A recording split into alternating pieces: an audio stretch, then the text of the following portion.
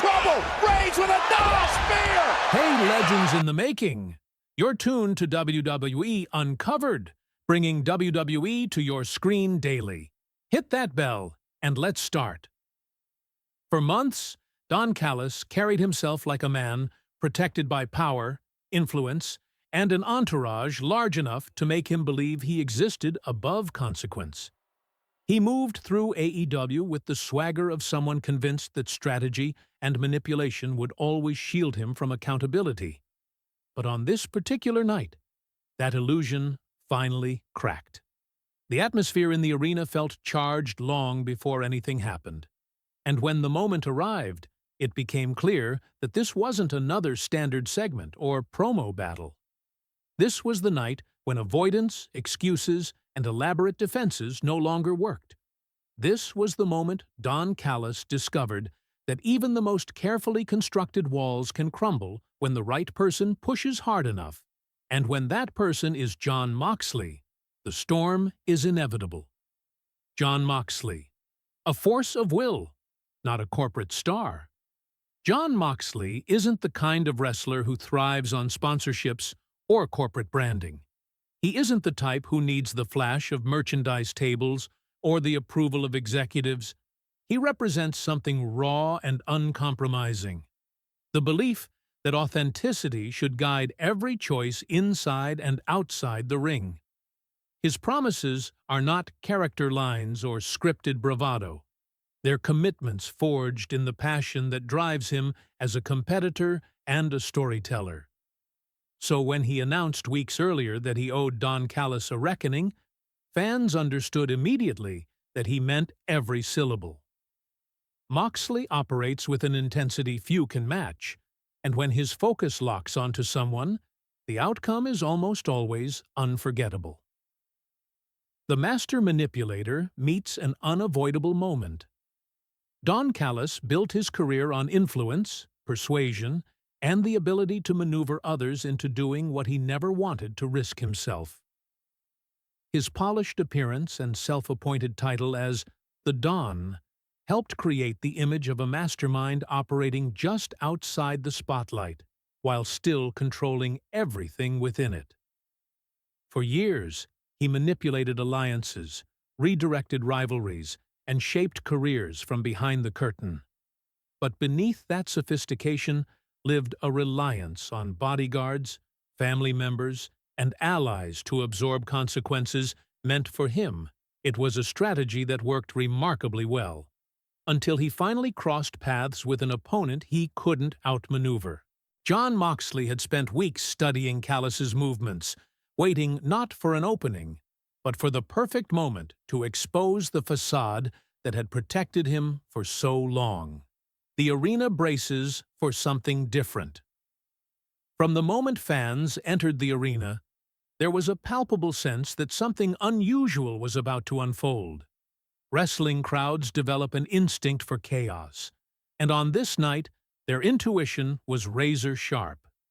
When Jon Moxley's music hit, the reaction was explosive, but what truly captured attention wasn't the usual fire in Moxley's eyes. It was something deeper, calmer, and far more intense. His walk to the ring didn't resemble a performer preparing for a match.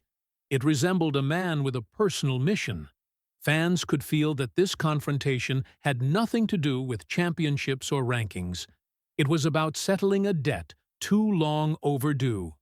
The trap begins to close. Don Callis strutted onto the stage surrounded by security, ready to give one of his trademark speeches filled with superiority and strategic self-praise. But as he spoke, a flicker of unease crossed his expression. Something was off. Moxley wasn't in the ring. He wasn't pacing ringside, and he wasn't following any familiar routine. The crowd's reactions shifted. Murmurs spread, and soon people were pointing toward the stands. Moxley had emerged among the fans, not as a surprise attacker, but like a presence breaking through the noise, moving steadily toward his target. The realization hit Callis late, but unmistakably. The moment he'd tried to avoid for months had finally found him. The walls of the fortress collapsed security attempted to hold their ground, but Moxley's momentum was undeniable. He slipped past the barricade with purpose, the audience erupting around him as the tension in the arena hit a peak. Callis, suddenly stripped of the comfort of distance, watched the situation shift faster than he could adjust. His confidence faltered, replaced by a visible understanding that his usual strategies offered no protection now.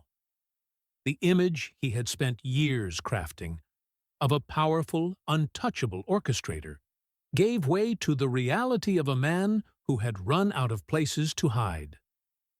For the first time, he faced the spotlight without layers of protection between him and the consequences he had long deferred. A moment fans had been waiting for.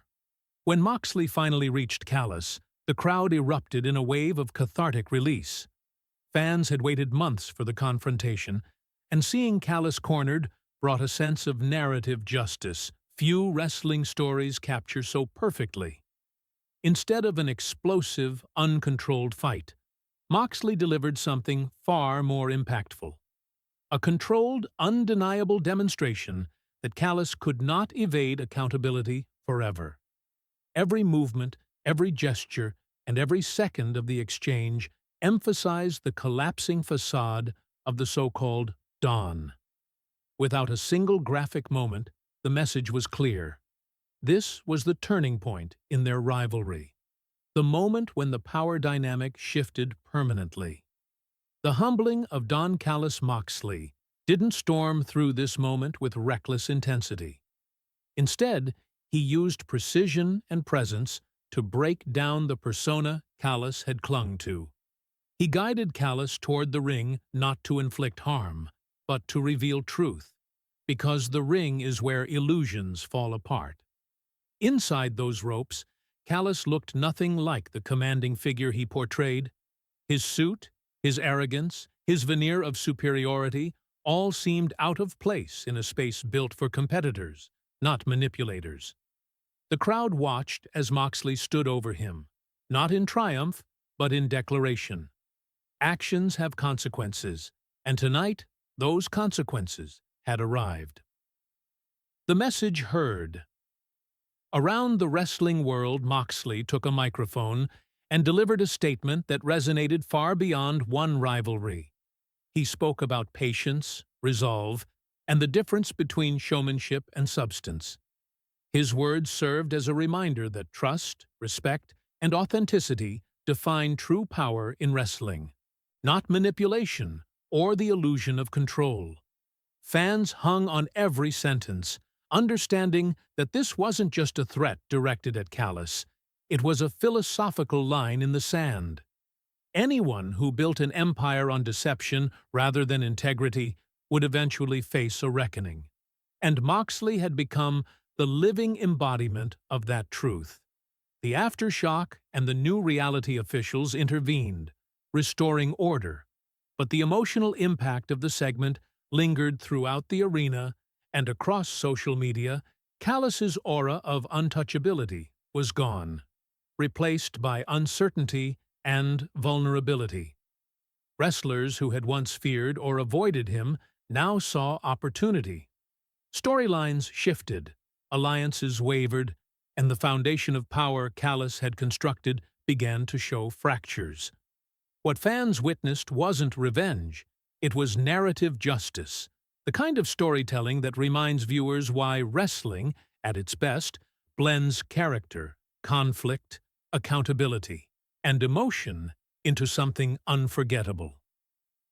What comes next? The ripple effects of this night are far from over. Don Callis will eventually return, but the version of him that emerges will inevitably be altered. His confidence will be shaken, his alliances weakened, and his opponents emboldened. Meanwhile, Jon Moxley stands as a defining force, a reminder that determination, honesty, and courage can expose even the most elaborate disguises. The war is far from finished, but its first major chapter has closed in a way fans will be discussing for years.